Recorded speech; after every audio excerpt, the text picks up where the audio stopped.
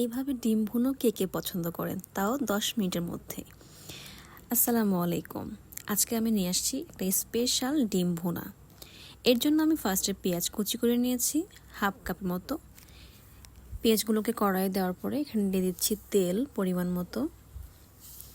তেল দেওয়ার পরে পেঁয়াজটাকে একটু ভালোভাবে ভেজে নিতে হবে, হালকা বাদামি হওয়া পর্যন্ত এটাকে আমরা ভেজে নেব।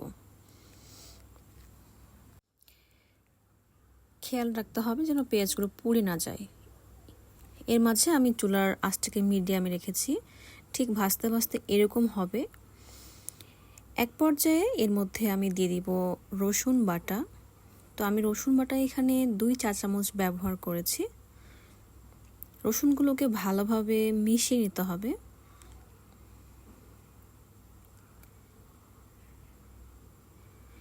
যেহেতু ডিম ভুনা করব, এর জন্য ভালোভাবে কষিয়ে নিলে এটার কোনো স্মেল আসবে না। এটাকে ভালোভাবে একটু কষিয়ে নিতে হবে। কষানো হয়ে গেলে ঠিক এরকম হয়ে আসবে। এর মধ্যে দিয়ে দিব পানি। পানি দেওয়ার পরে এটাকে কিন্তু আরও ভালোভাবে একটু কষিয়ে নিতে হবে। সাইড দিয়ে খুব সুন্দরভাবে নেড়ে নেবেন, যেন সাইডে কোনো রসুন কিংবা পেঁয়াজ লেগে না থাকে, তাহলে কিন্তু পুড়ে যাবে। পানি দেওয়ার পরে এভাবে পেঁয়াজ এবং রসুনটাকে একটু ভালোভাবে কষিয়ে নেব।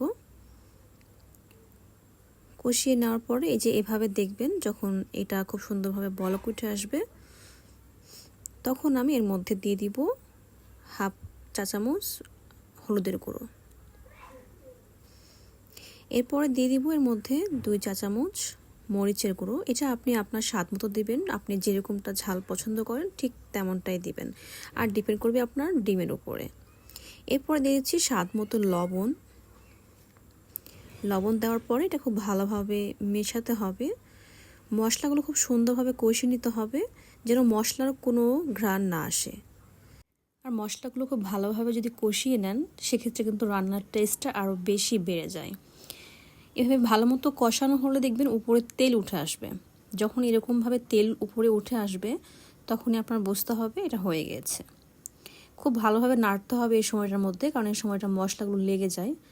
ঠিক এরকম হয়ে গেলে এরপরে দিয়ে দিব পরিমাণ মতো পানি।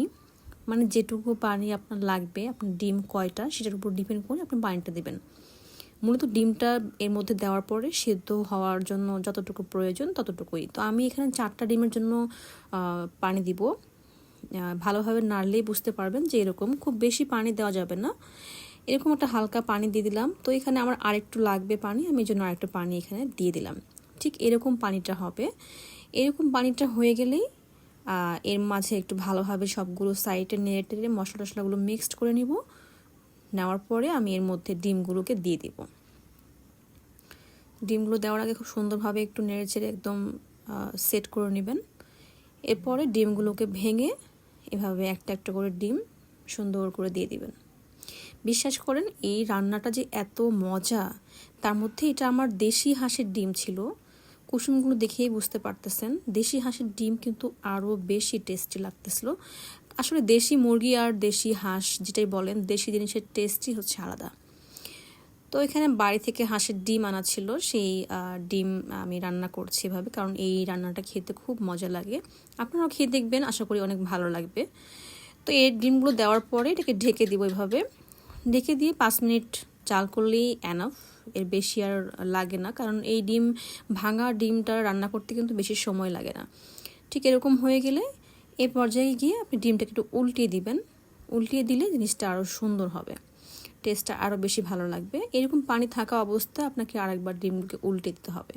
এই সময় কিন্তু ডিমগুলো উল্টালে একটুও ডিম ভাঙবে না, কারণ অলরেডি পুরোটাই জমাট হয়ে গিয়েছে।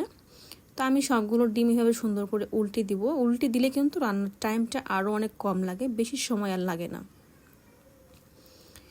সবগুলো উল্টিয়ে জালটাকে মিডিয়াম আঁচে রেখে আবার সবগুলোকে ঢেকে দেবেন।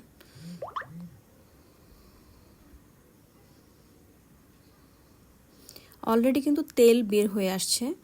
যখন এটাকে আমি ঢেকে দিব, আরও 2 মিনিট বা 3 মিনিট পরে উল্টা দেখবেন যে এভাবে তেল ছেড়ে দিয়েছে।